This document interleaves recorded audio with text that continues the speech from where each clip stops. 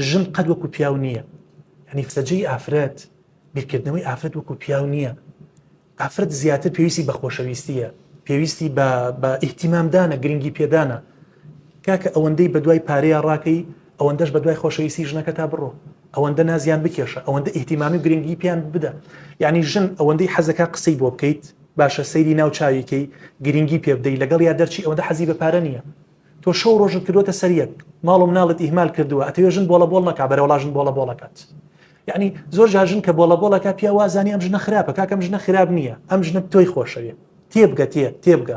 یعنی ئەڵێ تۆ گرنگیم پێ نادەیت، تکایە گرنگیم پێ بدە، تکایە دووری لێم نزیکەوە بە. کاتێک کە زۆر تەلەفۆنە بۆ کە ئیزعاجە ئەکان، نامت زۆر بۆ ئەنێریە، ئەم ژنە خراپ نییە، ئەم ژنە تۆی خۆشەوێ، ئەمە عیشقت لەگەڵاکە، تێبگە، بەڵام تۆ ئیهمالی.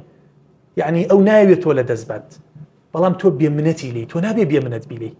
تۆ ڕۆژانت بیرە کە تەلەفۆنت بۆ خەڵکە کردەوە، مامۆستا قوربانت بم، کە حاجی قوربانت بم، فلانت بۆ تەلەفۆنت بۆ فلانە مەسئولە کردەوە، پیاڵاوەکەت ماچەکەم بەس بڕۆ داوای ئەو ژنە بکە، بەس باوکیم بۆ ڕازیکە.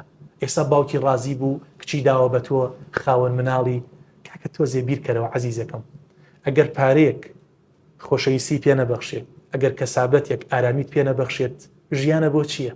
با بە پارە ئەرقامە، ژمارەیە. من ئەگەر خاوەن 1 دینار بم، تۆ خاوەن 1000 پاوەند بە، باشە؟ بەڵام ئەم 1000 پاوەنە ئەگەر بەختەوەرت نەکات، ئەگەر خۆشەویستی خێزانەکەت بۆ دروست نەکات، کاکە قیمەت فلسێکی نییە عەزیزەکەم. تۆ خاوەن هیچ مەبە، لە کوخێکا بژی، لە کەلاوەیەکا بژی، بەڵام خۆشەویستی لە ماڵەکەیە هەبێت، بەڵام ڕێز و احترام لە ماڵەکەیە هەبێت. هیچ قیمەتی نییە ژیانێکی، یعنی ژیانێک ئاوا بگوزەرێت بە شەڕ و بەس، یعنی شەو ڕۆژت کردوتە سەریەک بۆ کەسابەت. کاکە کەسابەت چییە؟ یعنی تۆ هەرچەندێ دەوڵەمەندی ئەو پەڕی دەقاتەکەیت. ئەم دەقاتە هەموو ڕۆژێ ناتوانانی بیکەیتە بەرت، ڕۆژ یەک قاتەکەیتە بەرت کاکە گیان.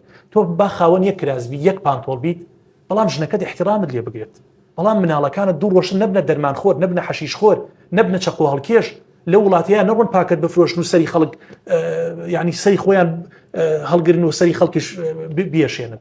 بۆیە ئێوە یعنی کە بوونەتە خاوەن خێزان، کە ڕازی نەبوونە بە گێڵفرێند و بۆی فرێن، ڕازی نەبوونە بەو بەد ئەخلاقیکەوە لە ئەوروپایە بەربڵاوە، دەکا کە ڕێزی یەکتری بگرن. ژیان 52 ڕۆژێکە، کوردەواری ئەڵێ پێچی مێزەرێکە، ئەها مێزەرێ کەی پێچیتەوە ئەو پەڕی 5 دقە 6 دقەی پێچێت، ئەگە کەسێکیش لێزان بێ بە 2 دقەی پێچێتەوە. کەواتە ئەم 5-6 ڕۆژە بەخۆشی بگوزەرێنن. بیر لەو ڕۆژەکەرەوە خێزانەکەت وەفات دەکات، بیر لەو ڕۆژەکەرەوە مناڵەکانت هەتیو ئەکەوێت، بیر لەو ڕۆژەکەرەوە کەوا بە تەنیا ئەمێنیتەوە. کاکە هەموو ژنیە ژن نییە عەزیزەکەم، بێمنەت مە لە وڵات چ زۆرە ژن زۆرە، وڵات ژن زۆرە، بەڵام هەموو کەسێ ژن نییە، هەموو کەسێ نابێ بە دایکێکی میهرەبان بۆ مناڵەکانت. مناڵ یەک جار دایکیە بێت، هیچ کەسێک ناتوانێت قەرەبووی دایکی بۆ بکاتەوە. یعنی چی بێمنەتی لە ژنەکەت؟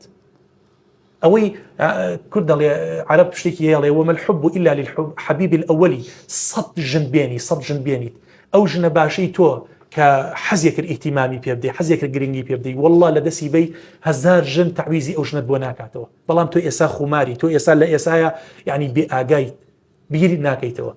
ئەگەر بیرکەیتەوە دابنیشی لەگەڵ خۆتا، ئەزانی هەچی خۆشیەکانی دنیا هەیە، ئەم ژنە بۆتی فەراهەم کردووە، بەڵام تۆ کۆدەکەی نادۆزیتەوە بەداخەوە.